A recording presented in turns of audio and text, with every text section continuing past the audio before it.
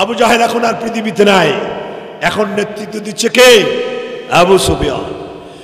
আবু সুফিয়ান বলছে, তার দলবলকে বলছে, দেখে আয় মুহাম্মদের জনগণ কত গণনা করে আসো, লড়াই করা লাগবে, প্রস্তুতি নিতে হবে। আল্লাহর নবী বলেছেন চোলা বানাবে বেশি। আবু সুফিয়ানের দল গিয়ে দেখছে চোলা দেখে ফিরে এসে বলছে, আবু সুফিয়ান মানুষ গুনবো কি, চুলা গুনেই শেষ করতে পারি নাই। সুবহানাল্লাহ বলেন। আবু সুফিয়ান রাগ করে বলছে, বিয়াদবের দল পাঠালাম মানুষ গুনতি গুনিয়ে চুলা, ওই দল বাদ দিয়ে আর এক দল পাঠানো হলো।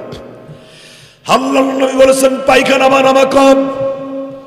পরবর্তী দিন সকালবেলা এক একটি পায়খানার সামনে বিশাল বিশাল লাইন দেখে দ্বিতীয় দল ফিরে এসে বলছে, আবু সুফিয়ান মানুষ গুনবো কি, এক একটি পায়খানার সামনে যা লাইন গুনেই কুলইতে পারি নাই।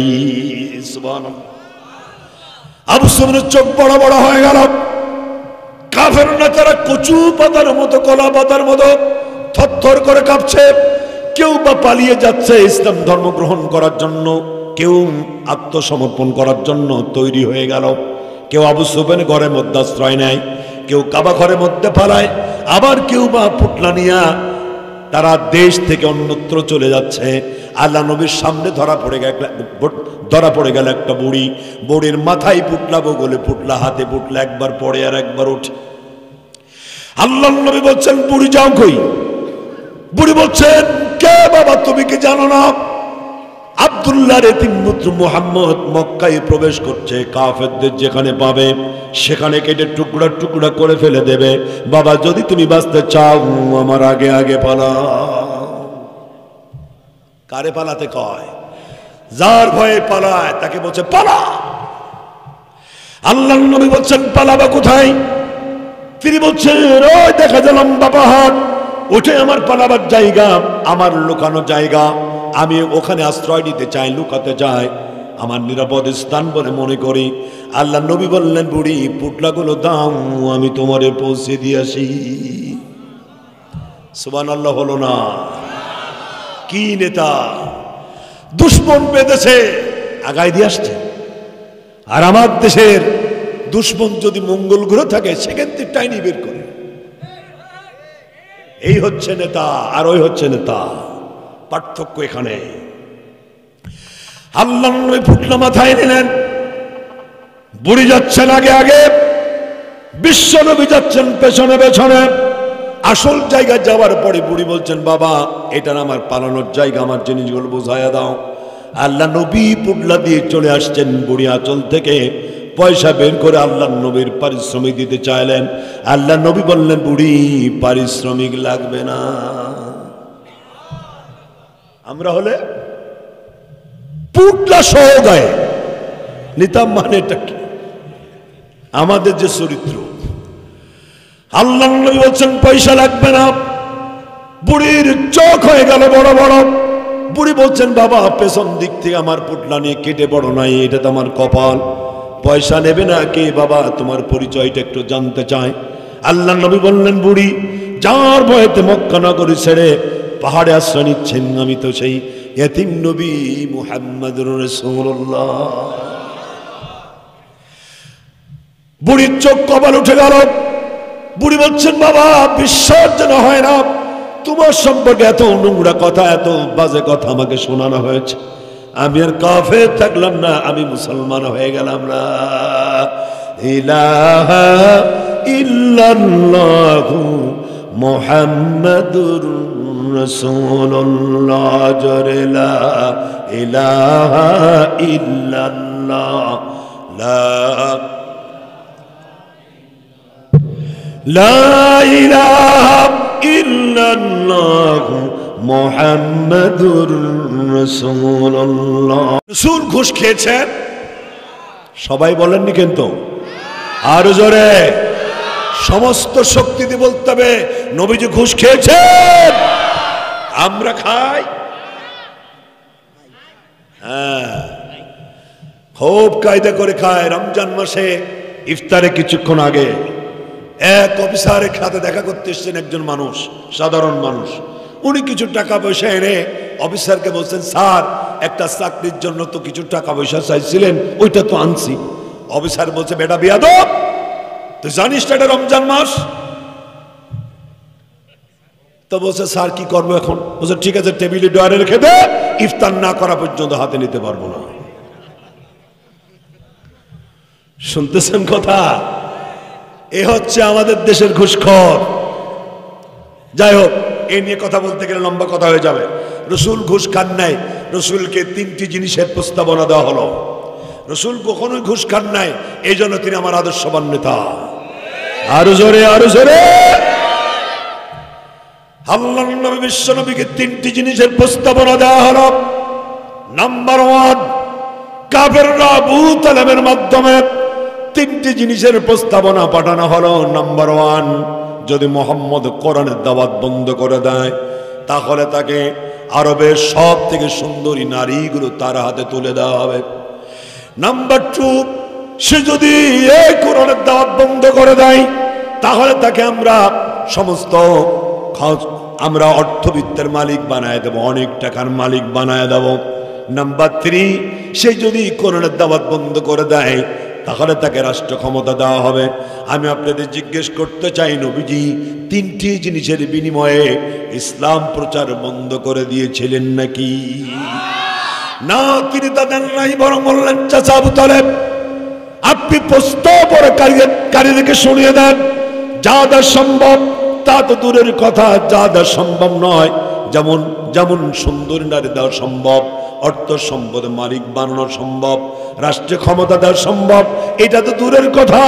যা দেওয়া সম্ভব নয়, যেমন আকাশের সূর্য যদি তারা আমার ডান হাতে এনে দেয়, পূর্ণিমার চাঁদ যদি তারা আমার বাম হাতে এনে দেয়, এক হাতে সূর্য আর এক হাতে চন্দ্র পাওয়ার পরেও আল্লাহর কসম, মুহূর্তের জন্য তাওহীদের দাওয়াত দেওয়া বন্ধ করে দেব না।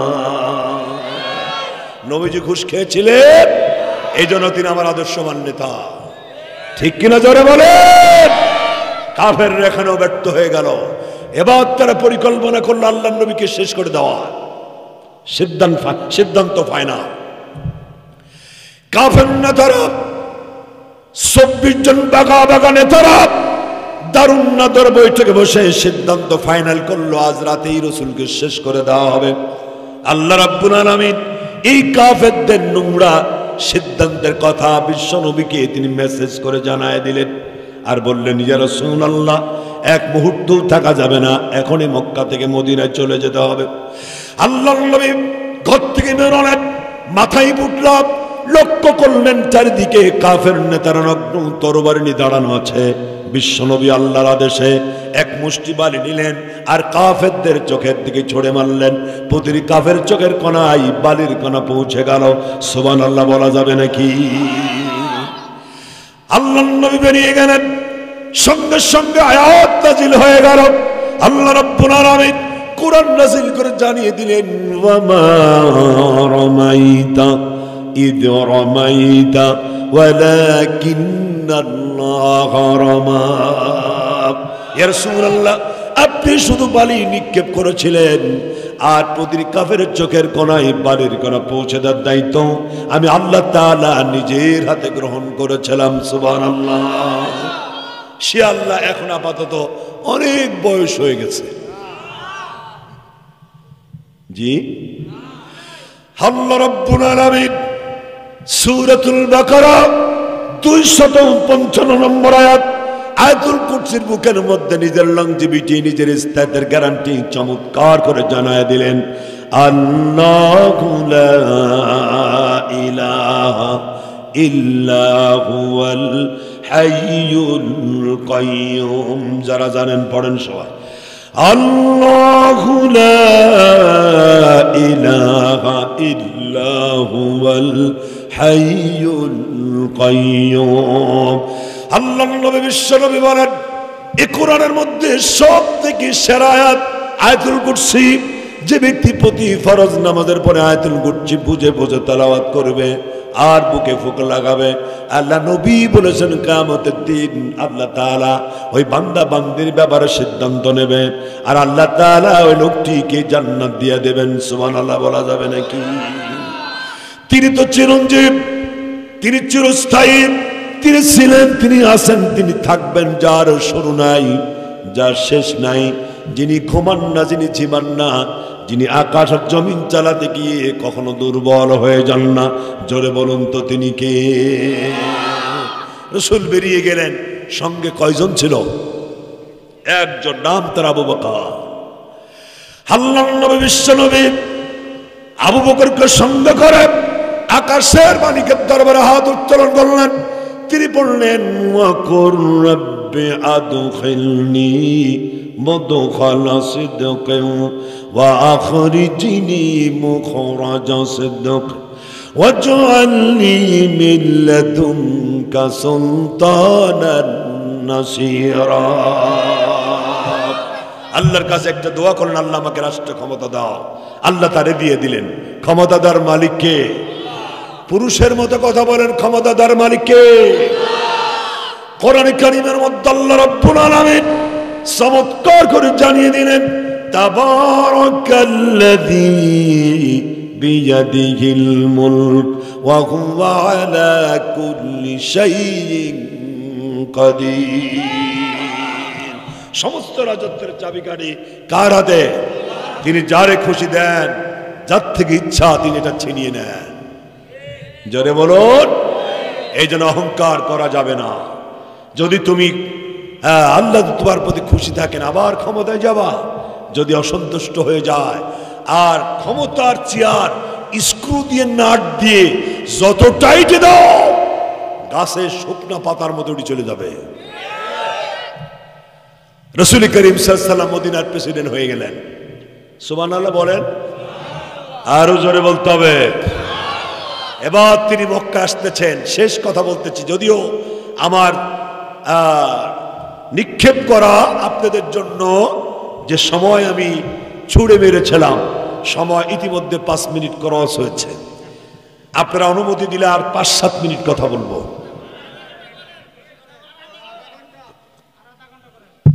আমি খুব ক্লান্ত, দেখতে পাচ্ছেন, খুব কষ্ট করে কথা বলছি, কিন্তু আপনাদের রেসপন্সিবিলিটি আমাকে কথা বলতে উৎসাহিত করছে। আপনারা উঠা বসা করলে অনেক আগে আমি কথা বলতে করে দিতাম। যাই হোক, আপনারা যে এই গভীর রাত্রে তন্ময় হয়ে বসে আছেন, আমার ভাঙা কণ্ঠের কথা শুনছেন, এই জন্য আমি কি, আপনি চলে যাচ্ছেন না আগাচ্ছেন? আচ্ছা, ঠিক আছে। জি প্রিয় ভাইরা, তো কথা বলতেছিলাম, রাসূল এবার মক্কা আসতেছেন। একা নয়, 10,000 সাহাবী নিয়ে। আরো জোরে বলতে হবে সুবহানাল্লাহ। তিনি যেদিন চলে গিয়েছিলেন একজন মানুষ নিয়ে, আজ তিনি 10,000 আবু বকর নিয়ে আসছেন। অপেক্ষা করুন, সময় আসবেই। রাসূল অপেক্ষা করেছিলেন, সময় এসেছিল, ঠিক কিনা? আল্লাহর নবী এবার প্রেসিডেন্টের হালতে মক্কায় প্রবেশ করছেন। রাসূলের চারিদিকে 10,000 সাহাবী, সামনে পেছনে ডানে বামে 10,000 সাহাবীর হাতে 10,000 ঝকঝকি তরবারি। সুবহানাল্লাহ বলেন। কারণ সেদিন তসবিহ দিয়ে কাম হয় নাই, সেদিন তরবারির দরকার ছিল। আল্লাহর নবী বিশ্বনবী মক্কায় প্রবেশ করছেন, 10,000 সাহাবী সঙ্গে আছে। নবীজি প্রেসিডেন্টের হালতে আসছেন। আজকের আল্লাহর নবী সাহাবীদের বললেন, তোমরা 3টি কাজ করবা না, আর 3টি কাজ করবা। আল্লাহ নবী বললেন যে 3টি কাজ করবা না, তার একটা হলো নারীর গায়ে তোমরা হাত দিবা না। সুবহানাল্লাহ বলেন। নারীদের গায়ে হাত লাগাবা না। কিন্তু বর্তমান যুগের কিছু তথাকথিত রাজনীতিবিদেরা, কিছু অসভ্য জানোয়ার, তারা বলছে ইসলাম নারীকে ঠকিয়েছে, ইসলাম নারীর স্বাধীনতা হরণ করেছে, ইসলাম নারীকে অসম্মানিত করেছেন। অথচ আল্লাহর নবী 1,500 বছর আগেই নারীর মর্যাদা প্রতিষ্ঠা করেছেন। সুবহানাল্লাহ বলা যাবে নাকি? ইসলাম নারীকে যা দিয়েছে, গোটা দুনিয়ার নেতারা তার 100 ভাগের 1 ভাগও দিতে পারে না। আল্লাহর নবী বললেন, নারী গায়ে হাত দিতে পারবে না। আরেকটি হলো, শিশুর গায়ে হাত দিতে পারবে না। শিশুরা নিরপরাধ, তাদের গায়ে হাত লাগানো যাবে না। আর আজকে বাবা অপরাধের জের ধরে আমার বাংলাদেশে সন্তানকে চাকরিচ্যুত করা হয়। কথাটা ঠিক কিনা জোরে বলেন। নবীজি বললেন, ফলবান বৃক্ষ কর্তন করবে না। আজকে বলা হচ্ছে গাছ লাগাও, পরিবেশ বাঁচাও, গাছ লাগাও, জীবন বাঁচাও, গাছ লাগাও। জীবন বাঁচাও, গাছ লাগাও, দেশ বাঁচাও। অথচ আল্লাহ নবী আজ থেকে ১৫০০ বছর আগেই এই স্লোগান নবীজি দিয়েছেন, গাছ লাগানো সুন্নাহ, গাছ লাগানো সদকায়ে জারিয়া। সুবহানাল্লাহ। এবার রাসূল বললেন, ৩টি কাজ করবা, করবা না, ৩টি কাজ করবা। যে ৩টি কাজ করবা তার একটি হলো, তোমরা পায়খানা বানাবা কম, চুলা বানাবা বেশি। আর আমার শত্রু আবু সুফিয়ান, এর ঘরে যদি আমার কোন শত্রু পালায়, আশ্রয় নেয়, তারে তোমরা ক্ষমা করে দিও। সুবহানাল্লাহ। আগামীকাল কোয়েল কি নেতা, এরে বলে নেতা, একে বলে নেতা। রাসূল বলছেন তোমরা চোলা বানাবা বেশি। এখন তো আর আবু জাহেল নাই, এখন নেতৃত্ব দিচ্ছে আবু সুফিয়ান। জি, আবু জাহেল এখন আর পৃথিবীতে নাই, এখন নেতৃত্ব দিচ্ছে কে? আবু সুফিয়ান।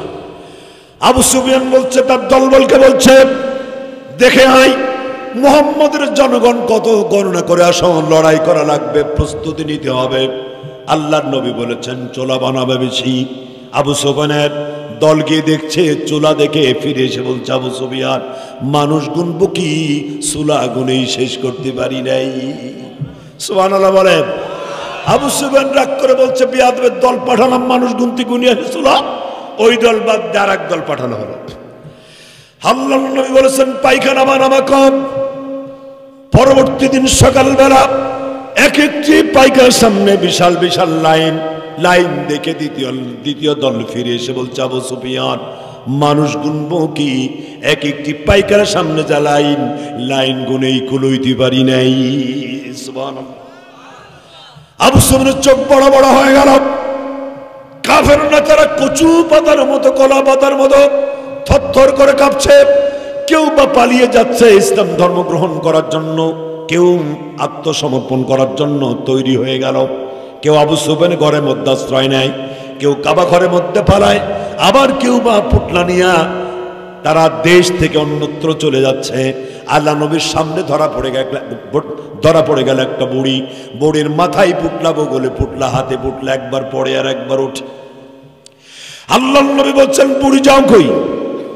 বুড়ি বলছেন, কে বাবা, তুমি কি জানো না আব্দুল্লাহর এতিম পুত্র মুহাম্মদ মক্কায় প্রবেশ করছে, কাফেরদের যেখানে পাবে সেখানে কেটে টুকরা টুকরা করে ফেলে দেবে।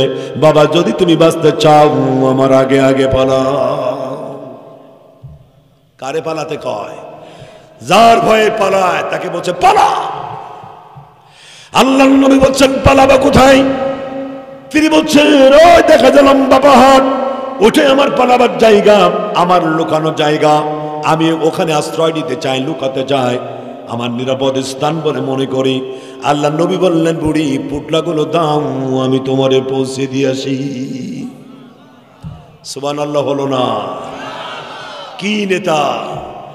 দুশ্মন পেতেছে, আগায় দিয়ে আসছে।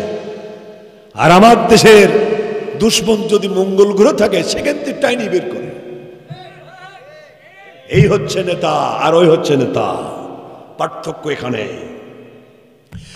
আল্লাহর নবী ফুটলা মাথায় নিলেন, বুড়ি যাচ্ছেন আগে আগে, বিশ্ব নবী যাচ্ছেন পেছনে পেছনে।